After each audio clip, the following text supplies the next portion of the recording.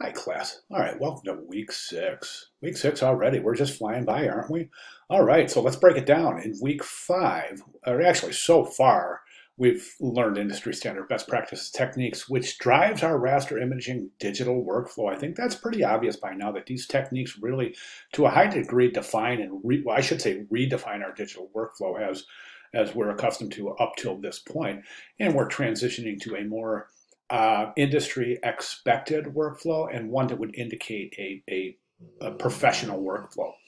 We've looked at resolution, color mode, non-destructive editing techniques, selection techniques, masking techniques, adjustment layers, blending modes, type effects, digital artistry with remember the painting assignment with the blending brush, and then image compositing techniques, and of course last week's retouching techniques. So we've added quite a lot of tools to our arsenal that we can work forward with and apply on a regular basis to further engage our digital workflow.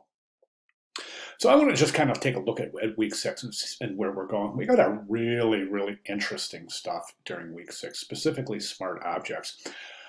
Before I go through this announcement, what I would like to do is I want to go through the class this week, see what we have going. So the first presentation, smart objects, smart filters. Let's go ahead and jump over there. Okay, so we have okay, where is it? It's a presentation. Okay, so, well, the overview, of course, let's just pop that open. Overview is pretty self-explanatory. So go ahead and take a look at that. And then we jump over to the next section in week six, which is the presentation. The presentation is really important. Really, really important, guys. You don't even attempt to proceed without reviewing this presentation and some supplemental resources that I've added, which I'll go over in 1 second. But if we take this presentation, here it is right here. Smart objects, smart filters, and actions. You've got this series of steps to convert a file to a smart object. Then we have identifying smart object. Here's a great tutorial right here, tutorial video. We have smart objects, smart filters, and actions, benefits of smart objects, reasons to rasterize actions, what are actions, recording an action, and of course here's this video. And I've supplemented these, and I'll show you in 1 second. But anyways, here's the steps to create actions, etc., editing actions, and streamlining your workflow. So that's week six presentation. You can see it's chock full of stuff to assist you in understanding smart objects, smart filters, and actions in Photoshop. And to supplement that, in the announcement right here, I've got this introducing smart objects. Read through this, really important stuff. And then I've got 7 really fantastic tutorials here. Guys, it's really important at this point for me to reiterate this point. As you get ready to prepare yourselves for entry into the professional job market, it's expected that all entry-level designers have, of course, a proficient workflow in their digital imaging, as well as their use of proficient workflow, including smart objects, smart filters, and Photoshop actions in their digital workflow. That's a better way to state it. So these are directly relevant to your entry into the creative fields. And it is expected that all entry-level designers would be very, very familiar and very proficient in the application of smart filters, smart objects, and using Photoshop actions. So that's really, really important stuff there, guys. Okay, back to the task at hand. So far we've covered overview, presentation. Now we've got our project 2 where we're reinventing the classic. We're going to continue work on that. Actually, this is it. We're going to finish work on that and submit that for grading. We also have a critique on that. So this will be our final checkpoint for reinventing a classic. So you can apply those last minute recommendations to your final submission. So if we jump over here, reinventing a classic, you'll see that this week we have the final critique, and then you'll just be submitting based on these requirements here. Okay. Guys, try to submit that work early this week. That way, if you do have changes, you can get your responses back quickly. So that way you have the rest of the week to expeditiously apply those recommended changes. Okay. So that leaves us with project 2. Oh, of course, we have the critique for project 2. We have this exercise, smart objects and filters, and that's pretty self-explanatory, but I've got it open right here.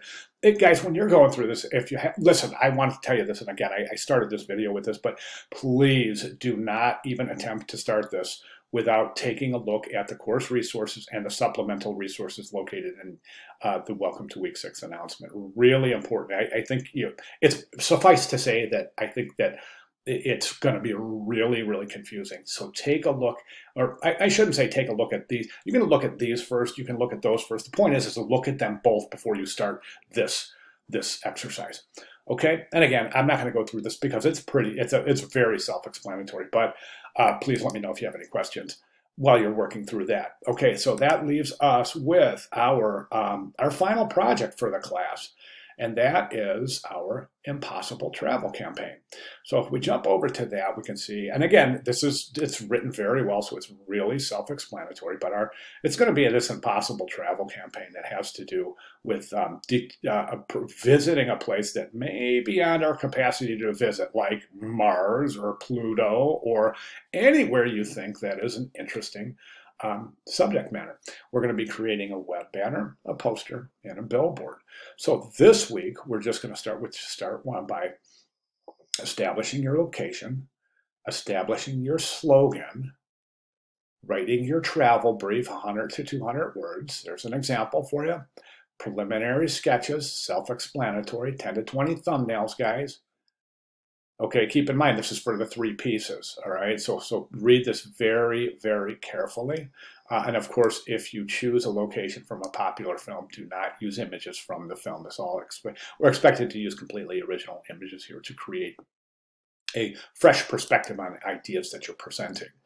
Then we have submission. Step 1, after you complete all 3 parts of your sentence, and combine all your written materials and sketches into a Word document and save as a PDF. And then step 2 is post them with your slogans, travel brief, and your discussion. Post them. And this is then and post them. That should be then post them with your slogans and travel brief into your discussion board. So okay, so that pretty much covers what we're doing in week 6. So I just want to go through the announcements real quick. So we already went through that. No, this just kind of talks about the resources. And the resources, guys, students sometimes say, why are there all these resources when we have so much to do each week in the class? And the reason for that, guys, is that I'm supplying you basically with a mini library. It's a topic-specific resources in this mini library that you can take with you upon completing the class. And I would recommend starting a folder for your raster image processing and including all of those resources in there. That way, when you want to continue learning on your own or to continue what you've started in this class, as the class ends, you have a basic library set up for you with these, as I said, topic-specific resources listed in the order in which the class is presented. So it's a really nice way for you to take this wonderful compilation of resources and carry it forward with you to help your improved learning and your continued learning in your digital raster imaging processing workflow. Okay, so smart objects. Looks like a video, but it's not. It's just a graphic. But we come down here and we see that we really definitely want to read through this smart object. Kind of introduces what it is. And then, of course, these resources are incredibly useful. We have our learning outcomes, our tasks, and our deliverables and due dates, business as usual, right?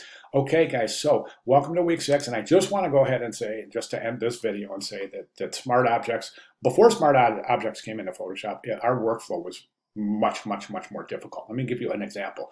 So if you place an image in a composite for Photoshop, right? And you have that image separately where you've made your adjustments and everything, and you place that image into Photoshop, okay? We know that. Now, if we place that image into Photoshop, so let's go back to that for a second. So you place that image, so which means back before Smart Objects, if you wanted to make an adjustment to that layer, let's say you show your work to your client says, oh, this is great, but can you make this change to this image?